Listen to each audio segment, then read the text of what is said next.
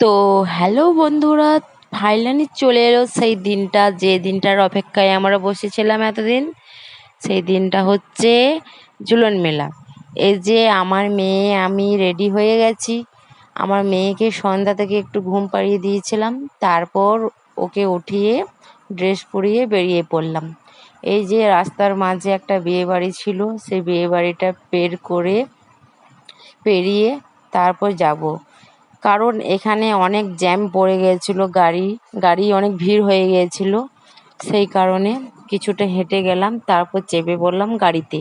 তা আমার মেয়ে খুব খুশি, কারণ একটু ঘুমিয়েছিল ও, সেই জন্য ওর মাইন্ড ফ্রি থাকলে আমাদের ঘুরতে একটু সুবিধা হয় আর কি। এই যে চলে এলাম আমাদের কালাগনি মন্দির। এই কালাগনি মন্দির হচ্ছে শিব ঠাকুরের মন্দির। এই শিব ঠাকুরের মন্দিরের মধ্যেই থাকে রাধা গোবিন্দ। তো এই যে দোলনায় দোলায়, তো সেইটা ভালো করে তোলা হলো না, তারপর চলে এলাম ভোগ নিতে।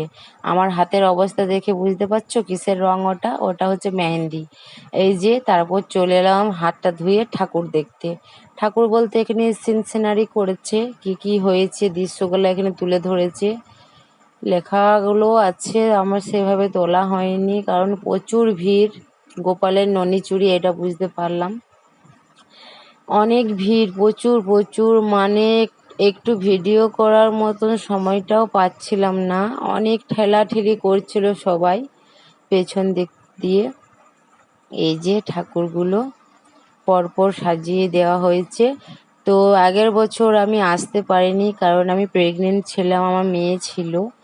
তো তখন আমি ঠাকুর দেখার মতন কোনো আগ্রহই ছিল না, সেই জন্য আগের বছর আমি আসতে পারিনি। তবে মেলার শেষে একদিন আমি মেলা এসেছিলাম, মেলা দেখতে আমার ইচ্ছে হয়েছিল। কেমন দেখো, ঠাকুর দেখার জন্য ইচ্ছে হয়নি, মেলা দেখতে ইচ্ছে হয়েছিল। তবে এই যে ঠাকুর দেখা শেষ, এবার আমরা চললাম মেলার দিকে। মেলাটা অন্য দিকে বসে একটা ফাঁকা মাঠে। এই যে চলে এলাম, প্রচুর ভিড় প্রচুর মেলাতে, আর অনেক বড় মেলা। এই উগরাতেও বসে, আর এটা হচ্ছে কাজরাগেরা মন্ডল। তো তোমরা কে কোথা থেকে ভিডিও দেখছো একটু কমেন্টে জানাবে, আর কাদের কাদের ওইখানে মেলা বসে ঝুলন যাত্রা হয় সেটাও বলবে। ওকে। তো এই যে অনেকক্ষণ ধরে দেখলাম কিসে চাপা যায়, তারপরে রওনা দিলাম আমরা টোরার দিকে। এই যে এইদিকে নাগরদোল্লা বসেছে, বেবিদের অনেক রকম জিনিস বসেছে। তা আমাদের চোখ যাচ্ছে টোরার দিকে, কারণ আমি আগের বছর টোরায় চাপতে পারিনি। ওই যে বললাম না আমি প্রেগনেন্ট ছিলাম। তো এই যে আমরা আসার আগেই লোড হয়ে গেছিলো, পুরো ফুল হয়ে গেছিলো, সেই কারণে ছেড়ে দিল। আমরা মজা নিলাম, কতক্ষণ দেখলাম দাঁড়িয়ে দাঁড়িয়ে। তো আমি ভাবছিলাম যে আগের বছর তো চাপিনি, একটু ভয় ভয়ও করছিল যে আমি চাপার পর আমার ভয় লাগবে না। তো তো ভয়কে জয় করে চেপে ফেললাম অলরেডি। এই যে আমার জায়ের মেয়ে বলতে গেলে এখন আমার ফ্রেন্ড, ওর সাথে সব রকম কথা শেয়ার হয়, ও আমার সাথে কথা শেয়ার করে। যাই হোক, চেপে পড়লাম। বিশেষ করে ওর কারণেই চাপা, ও অনেক জিদ করছিল যে কাকিমা তুমি আমার সাথে চাপবে। তার সাথে আমার ছেলেও বলছিল মা আমি তোমার সাথে চাপবো। তো একটা সিটে দুজনে নেওয়া হয় না, সেই কারণে আর কি আমরা দুজনাই বসে পড়লাম। তা আমার ছেলের মুখ ভার হয়ে গেল, ওকে অন্য একটা কিছুতে চাপিয়ে দিয়েছিলাম, ব্রেক ডান্সে। যাই হোক, অনেকক্ষণ থেকে অনেক লাফাঝাপা বলতে এটা ঘোরে ওপর নিচ করে ঘোরে, যারা যারা চেপেছো তারাই জানবে। তো অনেক এনজয় করলাম, অনেক আনন্দ পেলাম।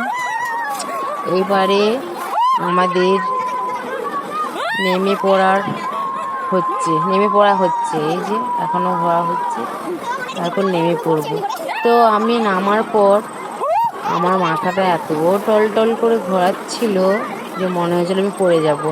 আমার নিচে মাটিতে নামার পরও মনে হচ্ছিল যে আমি ওই টোরাতেই বসে আছি। গোল গোল করে আমার চারিদিক ঘুরছিল।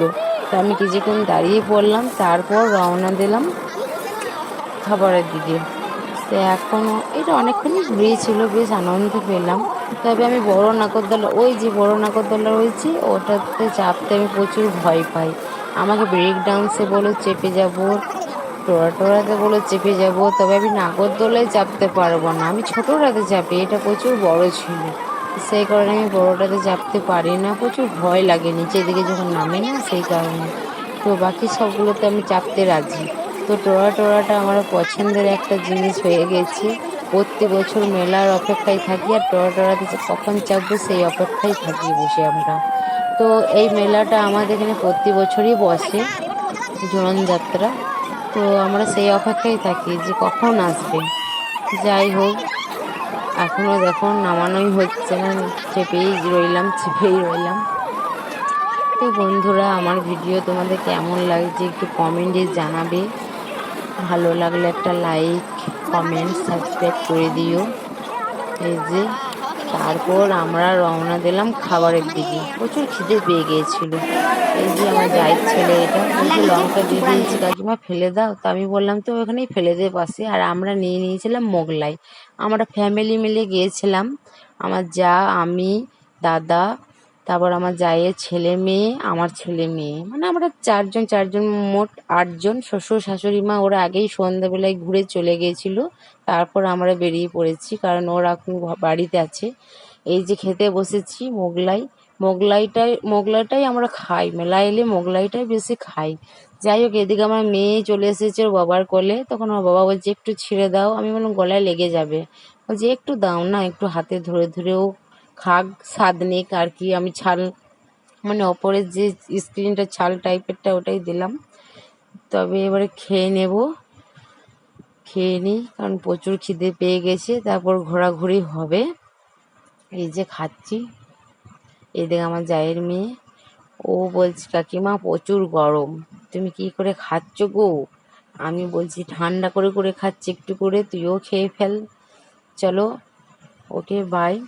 আমাদের ভিডিও যদি ভালো লাগে বন্ধুরা, লাইক, কমেন্ট, সাবস্ক্রাইব করে দিও। বাই।